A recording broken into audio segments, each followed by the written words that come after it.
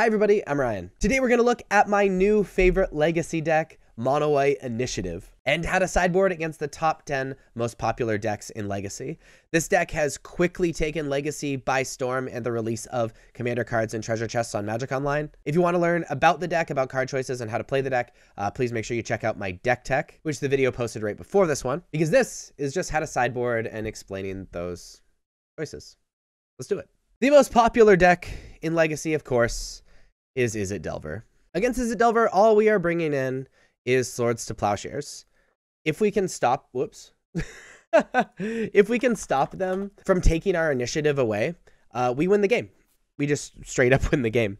Though this deck is really good at taking our initiative away, so we really don't want cards that allow them to keep it.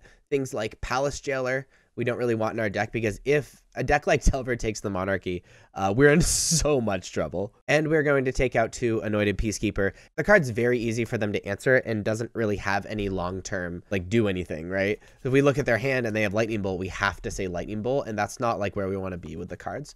So we're trying to protect our initiative and make sure that they don't kill us and we kill them first. The Mirror Match is the second most popular deck in Legacy. This very quickly, it might even become the most popular deck very soon. We will see. In the Mirror Match, we are bringing in our 3 Empty Shime Kanushis.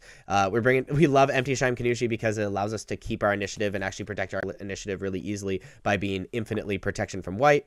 And similar to our Blue-Red Delver sideboard, we are going to bring in Swords to Plowshares because the Mirror Match is very easy to take the initiative from your opponent. We want to make it harder because if we're able to untap with the initiative at any point, normally that's the deck that wins the game. Chalice of the Void does literally nothing in the Mirror Match.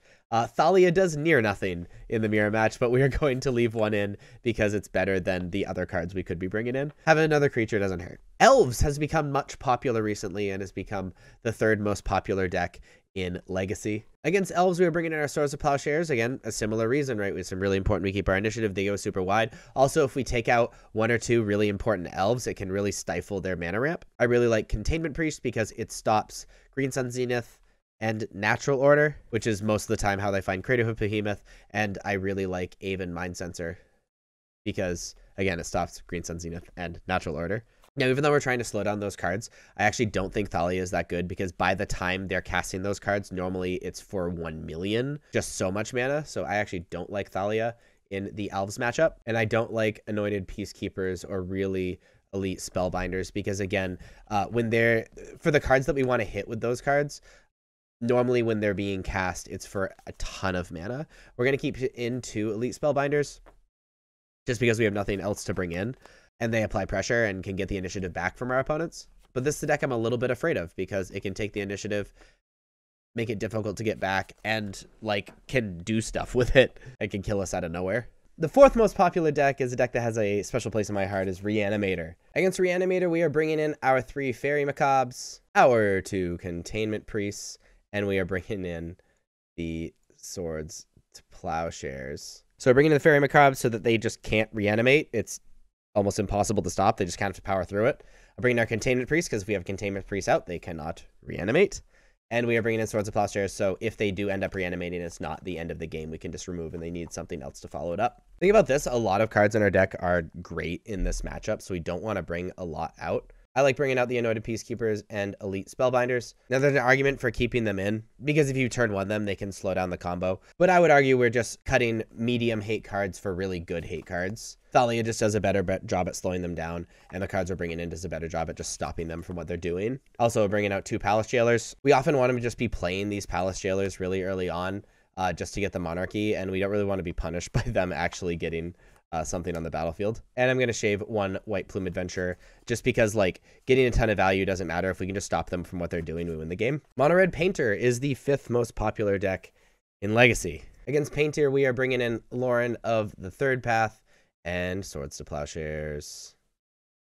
Both of these things can interrupt what our opponent is doing by dealing with Fable the Mirror Breaker, Grindstone, or any of the creatures that allow them to do their thing. And they have very few 1-mana cards in their deck that matter against us, so we take out Chalice, and a lot of their deck are actually creatures, so we are going to shave 1 Thalia. And this is our sideboard against Mono Red Painter, which also just happens to be our sideboard against the 6th most popular deck, which is Mono Red Prison.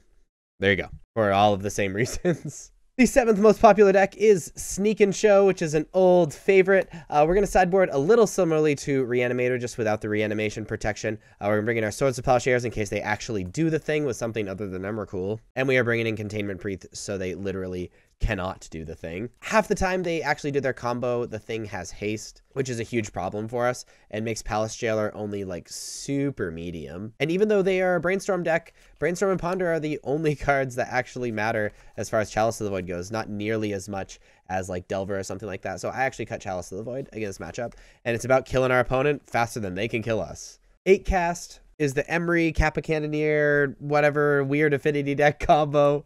Against them, we're bringing in our Swords to Plowshares, so we get rid of the creatures that matter, and Lauren, so we get rid of the artifacts in the deck that matter.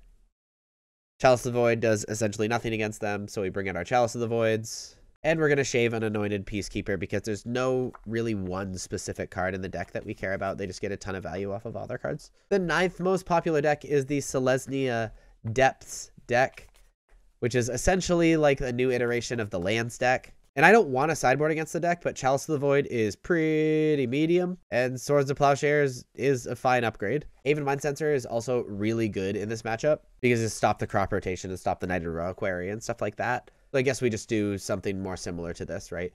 We want to take out the Chalice of the Voids. Aven Mind Sensor is the only card that's actually good, and we just bring in 2 more Swords to Plowshares to finish the job. And the 10th most popular deck in Legacy is Doomsday. Against Doomsday, we are bringing in our Lauren because it's a hilarious way to play around Thassa's Oracle. It doesn't really remove much, but if you have it out, they need to deal with it before they can actually combo you, or it makes it really difficult to combo you. And we bring in Aven Mind Sensor because if you respond to like a key card in our opponent's deck, Aven Mind Sensor will just win you the game. And because there's not a lot of creatures, Touch of the Spirit Realm does basically nothing besides like bounce stuff. This is how we sideboard against Doomsday. So that is the sideboard guide for White Initiative in Legacy. This deck is amazing. It is so powerful. I encourage you guys to check it out, though it might catch a ban soon, so careful actually picking it up. It is that good. If you like this video, please be sure to like and subscribe. Check me out on social medias. Links are above me and in the description. Thank you so much for watching. I'll see you next time. Bye-bye.